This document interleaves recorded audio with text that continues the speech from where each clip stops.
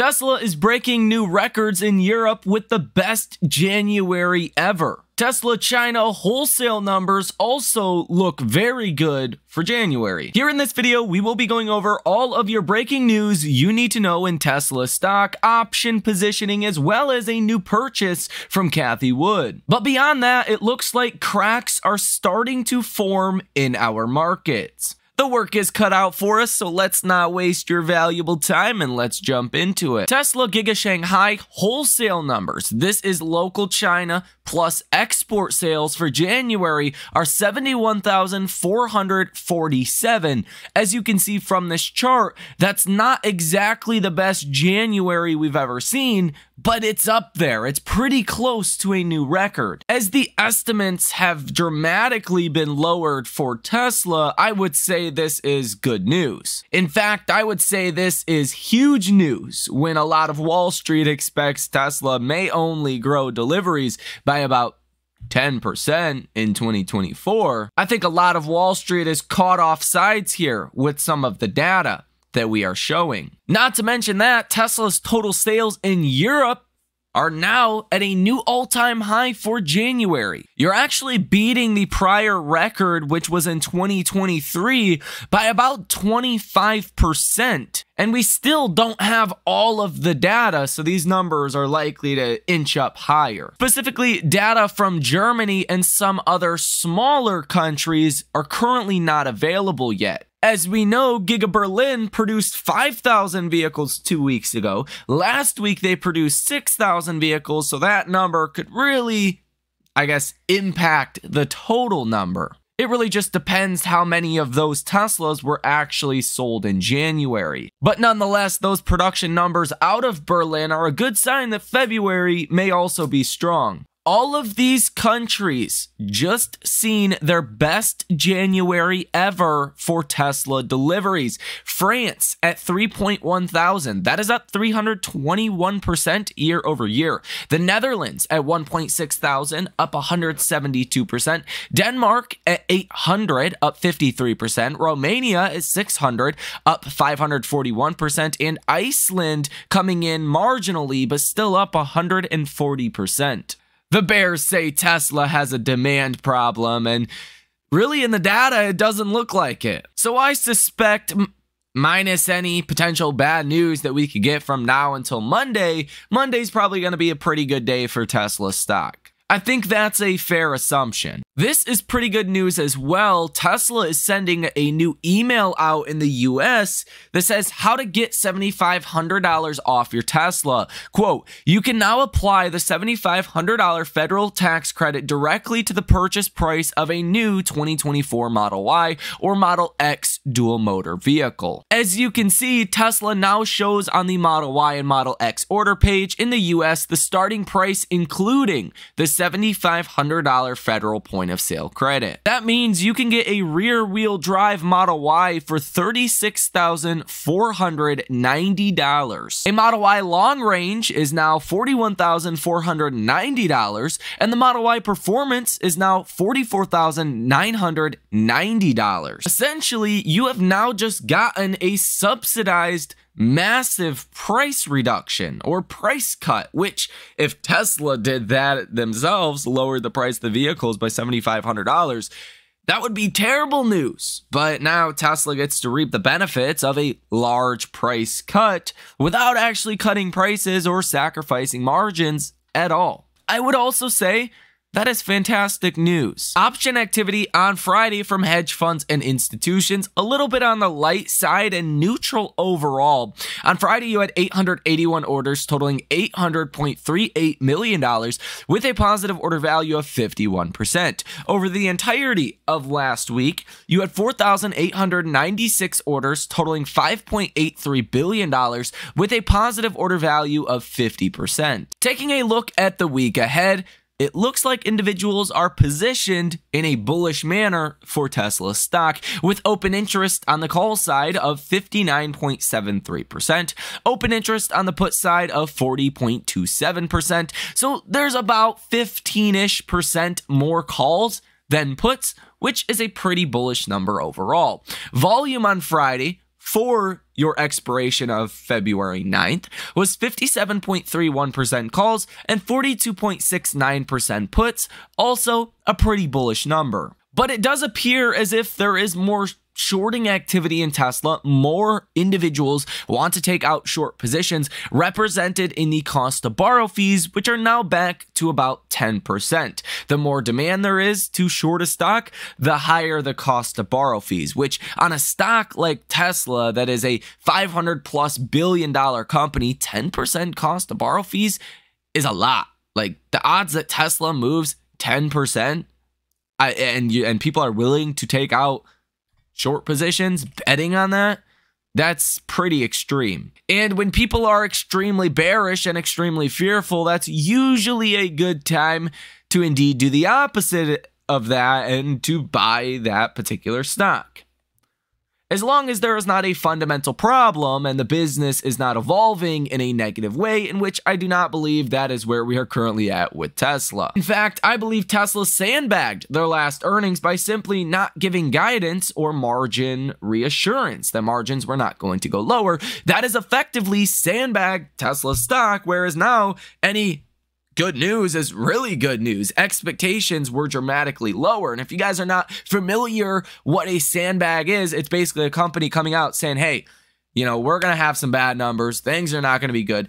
On purpose, essentially, lowering expectations so they can beat huge the next quarter or quarters down the line, which can ultimately set up the stock for more attention, more hype, send the share price up higher over the more medium term. So a sandbag is looked at as a short-term negative, mid-term, longer-term positive, potentially. And I believe that is the current setup for Tesla stock. But we will see on Monday just how much the markets care about these numbers that we went over here in this video. Unfortunately, we are starting to see some cracks appearing in our markets. I believe if we were to see a correction in broader markets, Tesla stock would fall, obviously, but I don't think it would fall to the same extent as other stocks because expectations are low, because the multiple has been crushed, and you're really sitting, I mean, if you want to say 150 is probably your ultimate bottom unless we head into recession, which looks unlikely, or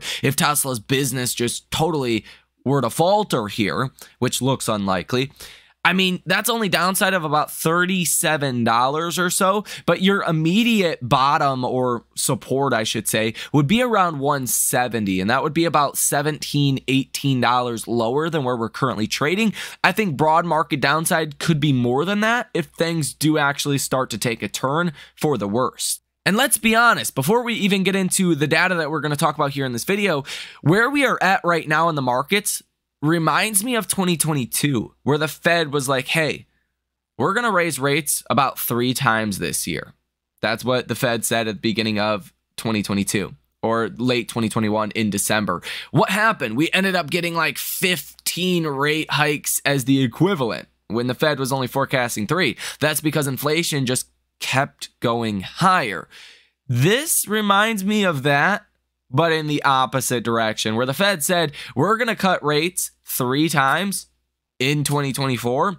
The markets are saying, no, you're going to cut rates, 5 or 6 times.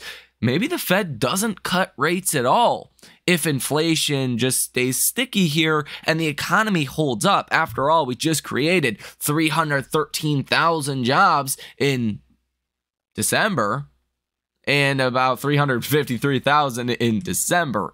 That's not pushing the Fed to cut rates. Pretty soon, a couple more strong job reports, couple, kind of muted inflation reports where we're not seeing continued progress on getting inflation down. And we're going to be looking at the end of the year, maybe getting a rate cut. I don't think the markets are quite priced for that. The fact that we may not get a rate cut in 2024 if the data does not play along, which this will mean inflation data is now more important than ever.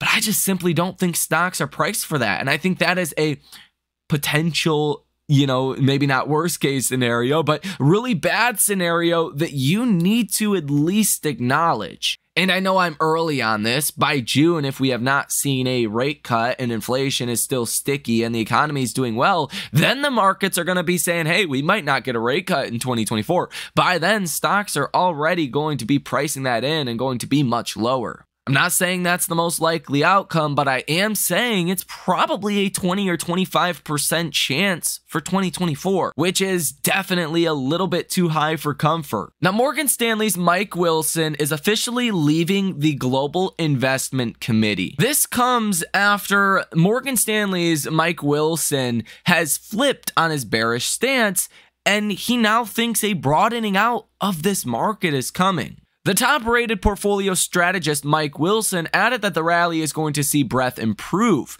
though specifying that junky small caps and businesses with weak balance sheets that need to refinance debt at higher normalized rates with the Federal Reserve still keeping monetary policy tight will continue to falter. Ryan Dietrich, he is the chief market strategist at the Carson Group. I like to share a lot of his posts here on this channel. He says, I have to admit, some anecdotal warnings are popping up. Longtime bears are leaving investment committees, and pizza review guys are day trading again. That is in reference to Dave Portnoy and the return of Davey Day Trader. Even Mike Santoli, he's been with CNBC for a very long time. You've seen this guy before, even here on the channel. He says, no, it wasn't at the very top. The market ran up another 13% over the next 7 months. And relax.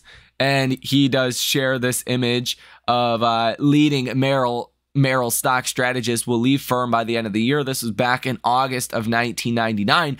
Typically, when your biggest bears do capitulate and you see them stepping down from certain roles and endorsing basically the other side, that's usually a pretty rough time to say, hey, everyone's bearish. People are pissed off at you if you're Mike Wilson and people have listened to your recommendations to sell stocks and stocks are going to fall. Now they're all mad. Stocks have done well. That's typically when everyone is bullish, and that's when things can start to take a turn for the worst. I mean, just take a look at the most recent AI investor sentiment survey that we just got. You are insanely bullish right now, and your bears are basically collapsing. If you take a look at the week ending January 24th, 2024, you were 39.3% bullish. Now you're 49.1% bullish a week later. Neutral investors went from 34.6% to 26.4%. Literally almost a drop of 8% or so. These are huge moves on just a week by week basis. Your bears went from 26.1% to 24.5%. Your average historical bear ratio is about 31%. Your average bullish ratio is 37.5%. You're lower on the bear side and you're way higher on the bull side. But that is not stopping Cathie Wood from buying more Tesla stock. She bought 114,811 shares of Tesla on Friday. This is $21.6 million worth of Tesla. Fitch Ratings says there is simply no way that 350,000 job gains in a month is consistent with a further cooling of the labor market. This elevates the risk that nominal wage growth will not fall back to levels consistent with reaching the inflation target on a sustained basis, particularly as the labor force participation rate refuses to rise any further.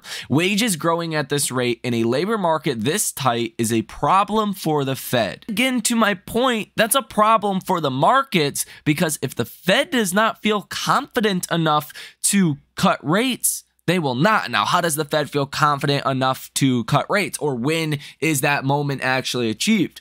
When inflation is like most definitely headed to 2% or even lower than 2%. Like that, I mean, you're going to have to see a couple more really good inflation reports. You're going to need to see especially shelter inflation start to fall. That could do it. Or if the labor market just starts to fall out and the economy starts to look negative, that could do it as well. But that looks pretty unlikely at this moment in time, minus any black swan event or unforeseen catalyst. Really, over the last 30 or 40 years, you don't just naturally walk into a recession anymore. that just doesn't happen anymore. It's caused, or recessions are caused, I should say, by centralized catalyst. You have a bunch of mortgages that go bust. Boom, you get a recession. You have the Rona. Everyone has to, stay at home and not work and not be productive. Boom, you get a recession. You get small cap stocks that are deemed as, the next big thing that are going to be super profitable, and these very successful companies via the .com bubble that see incredible valuations, that never even plan to make a single dollar in profits, literally don't even have monetization in their business models yet. I mean, forcing essentially everyone to buy into those said companies. Valuations collapse. People lose 50% of their money over the course of 12 months. Companies start laying off. Literally, companies are going bankrupt. Boom, you get a recession. All of those in recent times have been catalysts that have given us recessions.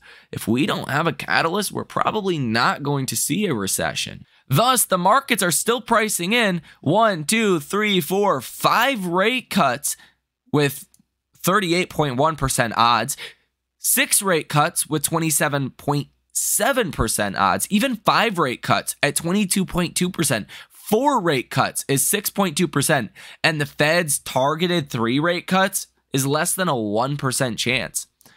What if we only got 1 rate cut or 2 rate cuts in 2024? That could be like a 2022 market potentially all over again. That, my friends, would be a problem. But assuming we do get many rate cuts because inflation does continue to plummet and you do see the economy holding up, you could see an outperformance of interest rate sensitive names, a stock like a Tesla, and your small and mid cap stocks. Garzarelli Capital says, as the Fed eases, we expect the Russell 2000 will be in a new bull market, as small companies have already refinanced, cut inventories, and cut headcounts. In late 1994, when the Fed suggested their tightening was ending, RUT gained 55% over the next 17 months, which RUT is the Russell 2000. Also worth mentioning that February has had an average negative monthly return of 0.1%, which does not sound like a lot, but if your average of February is negative 0.1%, that is really bad historically, considering the S&P 500 returns about 8 to 9% with dividends reinvested. That's pretty rough. It's actually the second worst month of any year on average. Last February of 2023, you were down about 2.61%. And here's what Tom Lee just said about small cap stocks, which when you hear small cap stocks, that's obviously not a Tesla. It's really just interest rate sensitive stocks, which is Tesla to a T. Now, Tom Lee says some pretty interesting things here, so we'll give it a play. It's about 2 minutes long. I highly recommend you pay attention to what he says because, I mean, he was the only one that got 2023 correct. In my opinion, really the only way Tom Lee could be wrong here is if inflation just stays stubborn and does not fall as fast as people are hoping, or the lesser likely outcome, which is a recession, were to happen. Broadening of the market. It's been slower than I think, than many, probably you as well, have expected. Why so? I think that the broadening of the stock market requires equity inflows. I mean, we already know that for the entire month of January, retail investors were pulling money out of the stock market. Maybe they'll start to allocate in February, but the month that they did, which was December, we saw a spectacular move in the Russell 2000.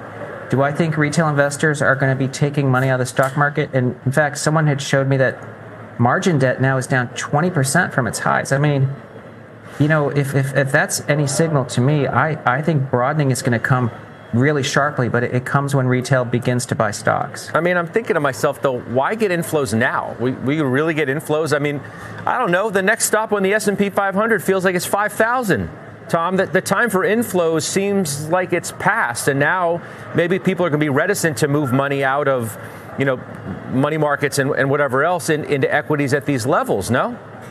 Yeah, Scott. I mean, it's of course, the risk reward was better in October, but nobody wanted to own stocks October 2022 or October 2023. But there's also a lot of research showing that buying stocks at new highs isn't a bad thing. I mean, look at NVIDIA, right? If someone would have sniffed at buying it at the new highs, then of course it's up another 40%.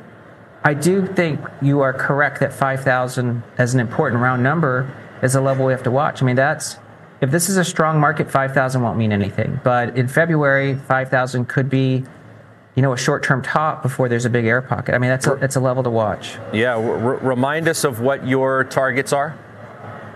Our year end for S&P is 5,200, but given how strong January was and what it implies historically, because usually the full year plays out in the first month, I think 5,200 is probably a little low. It could be, much higher. So you don't think the market's too expensive here, as some are suggesting? Expensive is in the eye of the beholder. Excluding FANG, your investors are paying 15 times 2025 earnings. I don't think that's very demanding. So I feel comfortable buying the S&P and even small caps here. Small caps, as you know, haven't really participated, but they're hugely levered to Fed cuts and very, very sensitive to investor inflows. And so I think there's still a lot of juice in a lot of areas. Let me know what you think about all of this information down below in the comment section. Hit the like button as well as subscribe to the channel. Thank you for watching. And last but not least, if you guys want to come join the trading community, come trade some of these earnings, another jam-packed week next week. Check that out. Link down below in the description of this video. You guys have a fantastic weekend, and I will see you in the next one.